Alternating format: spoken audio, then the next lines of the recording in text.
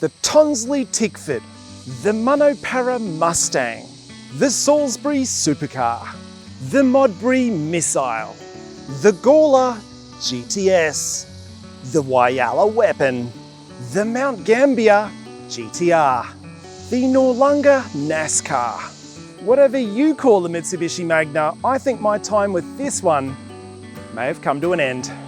You're watching MotoringBox, proudly supported by Century Batteries. Yes guys, sadly, I think it is true. We've owned this Mitsubishi Magna now for just over 3 years, and we have taken it such a long way in that time. This thing was a complete basket case when I picked it up back in late 2002. The paint was shot, the interior was half missing, everything was dirty, everything needed to be cleaned and rehashed. And over the next year or two, I spent a lot of time, a lot of money getting this thing up back to what you see today. But sadly, something has happened which I've sort of been putting off telling you guys because it's just been absolutely gut-wrenching to me. And it's something that's happened to this car that means that I don't think I'm willing to progress with it or spend a single dollar more on it. I think it's time to go. But what happened exactly? Well, let me tell you a short story. You see, over the past 3 years that I've owned this car, I have driven it a heck of a lot. I've probably put about 10,000 kilometers on it, which doesn't sound like a lot. But when you consider that I've got 4 cars in my fleet that are sharing the driving duties, that's actually quite a bit. But over the last year, 2025 in particular, this thing has seen almost no kilometers on the road because my juicy AU Fairmont Turbo came to fruition. It is now road registered, it's tuned. I've been driving that car almost every single time I wanted to go out.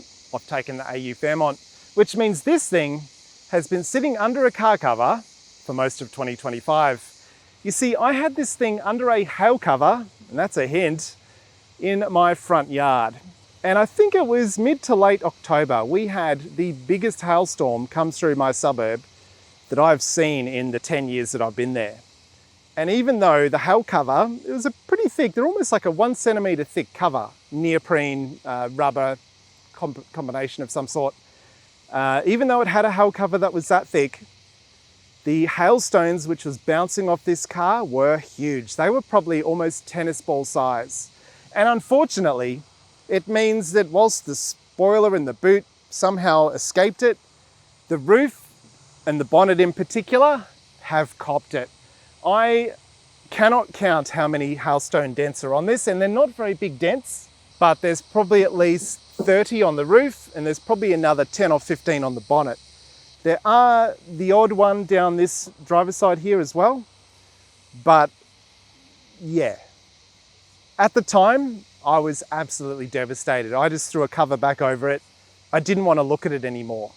And yeah, I haven't been driving the car either. So after, a couple of months have progressed or passed since the events of that night or that evening. But yeah, I've come to the conclusion that I'm kind of done with this car. I was kind of done with it before the hailstorm or the hailstones hit it. And I'm not really up for spending any more money on it. You could get it PDR'd, but I think PDR companies charge about $100 a dent. So you're probably going to need to get the car resprayed instead on the roof, the quarters as well, the rear quarters, and probably the bonnet. That'd take care of the majority of it. It could be like a $2,000 or $3,000 proposition in paint to get it fixed. And yeah, I think I would rather spend that money elsewhere. And yes, that absolutely sucks. And believe me, nobody more than myself understands that point. But it brings me back to another talking point or another question that some of you in the comments probably have, and that is, what about insurance?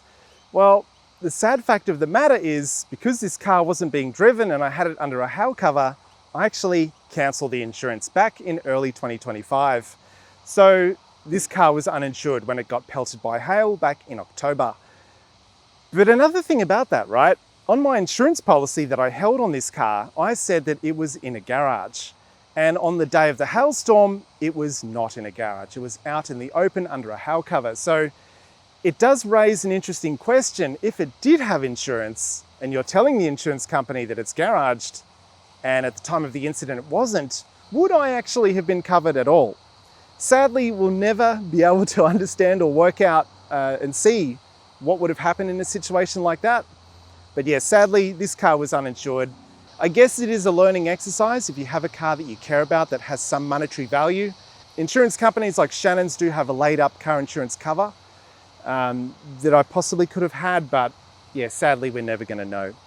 So if you are interested in purchasing this Magna Ralliart, as I mentioned, mechanically drives awesomely, does need a little bit of work in the suspension, and in particular, yeah, the hailstone damage here.